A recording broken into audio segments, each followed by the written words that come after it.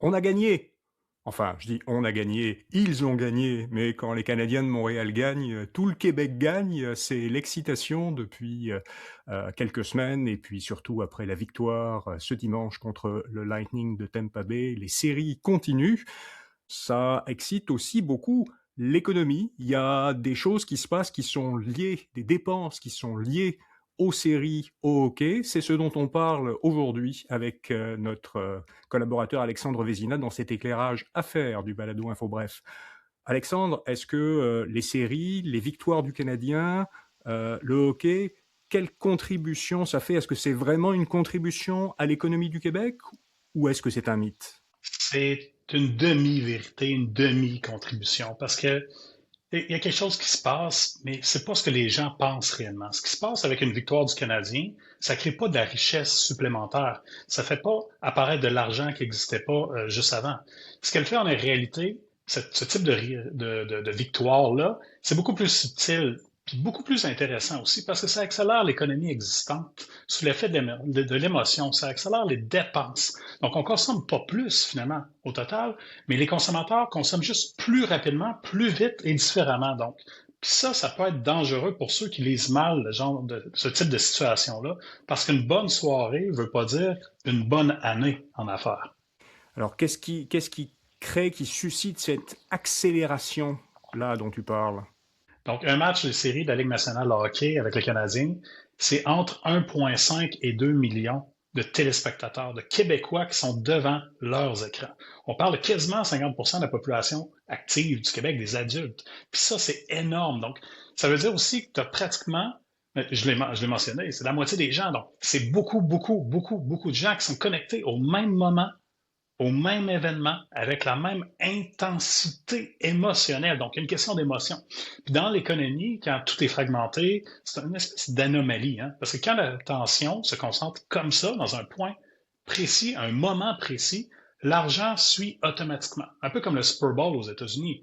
Mais là, les séries créent comme un effet de cette nature-là ici. Fait que c'est comme si pendant quelques heures, tu recréais une économie de masse en temps réel, mais un point focus, un point clé, un moment clé. Mais qui est-ce qui profite de tout ça? Ces dépenses, elles vont vers qui? Elles profitent à qui? Les gagnants sont toujours les mêmes, puis c'est pas un hasard non plus que c'est fait comme ça. T'sais. Les bars sportifs, les restaurants, les détaillants qui vendent des fournitures, exemple du Canadien de Montréal, les entreprises qui sont capables d'activer rapidement ces éléments-là. On va avoir des hausses de 20 à 50 dans les revenus les soirs de match, finalement. Fait que c'est un gros impact pour certaines entreprises. Mais faut être conscient d'une chose. C'est pas de la croissance d'entreprise, c'est juste un rush, un blitz temporaire, à un moment. Puis un rush, ça se gère, mais ça se subit pas. Donc, il faut être quand même prêt puis proactif.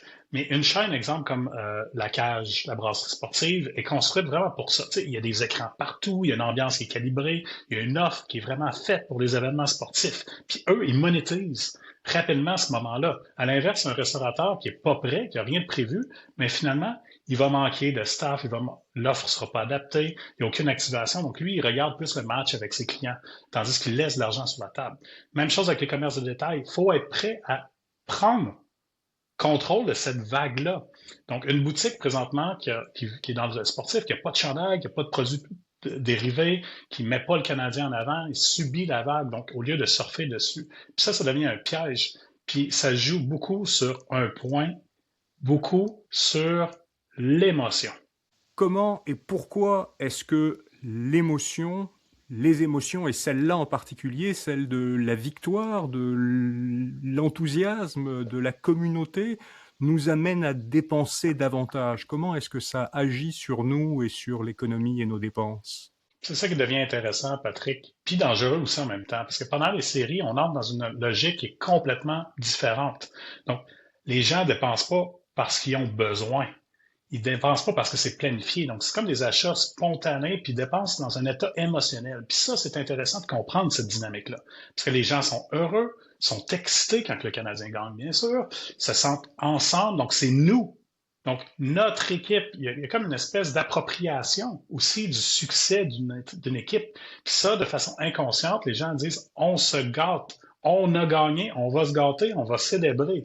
Puis Ça, c'est puissant, mais c'est aussi un piège parce qu'une grande partie de l'argent est déplacée. Donc, l'idée, là, c'est que l'émotion fait déplacer une dépense ailleurs versus ce qui était prévu. Donc, les gens qui avaient prévu aller souper au restaurant en amoureux, finalement, il y a un match du Canadien, ben, hop, on va prioriser peut-être une activité un peu différente ou une ambiance différente parce qu'il y a un match de sport. Donc, le client va pas au bar à ce moment-là juste pour aller au bar ou bon, il va aller là pour consommer différemment, mais dans un enthousiasme, dans une émotion.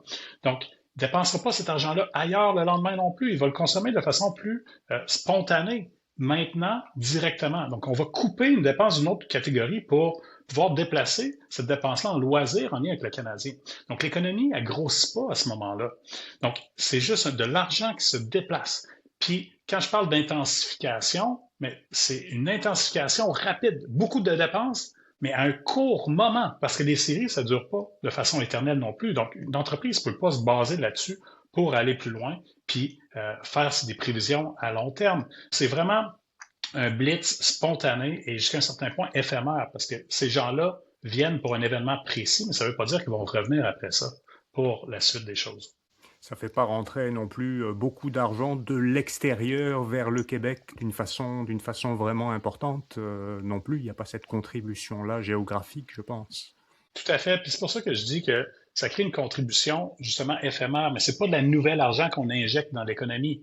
C'est pas une entrée massive d'argent. C'est pour ça que je dis c'est de l'argent qui est là déjà, mais un poste de dépense qui va être déplacé vers un autre pour la majorité des particuliers, des consommateurs. Il faut faire attention à ça. Autant les consommateurs pour dire l'argent que j'investis dans ce loisir-là, hein, pour profiter de cette vague-là, est-ce que c'est de l'argent que j'avais besoin ailleurs? Là, je fais mon rabat-joie de service, là.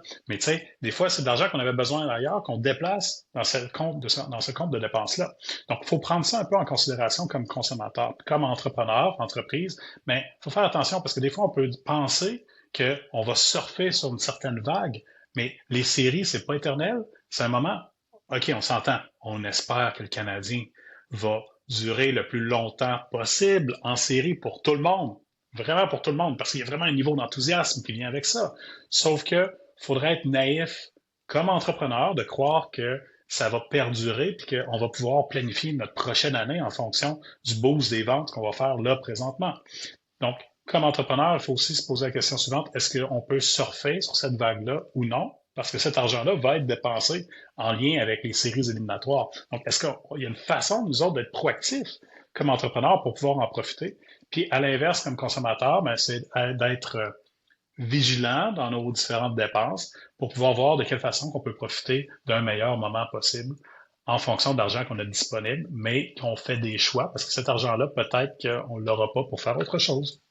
Merci Alexandre. On te retrouve lundi prochain, 11 mai, d'ici 16 heures dans le flux du balado InfoBref pour un autre épisode éclairage à faire. Tous les matins, vous le savez, InfoBref vous donne l'essentiel des nouvelles en 5 minutes dans son infolettre InfoBref matin et dans la version audio de cette infolettre dans le balado InfoBref. Merci beaucoup, à très bientôt.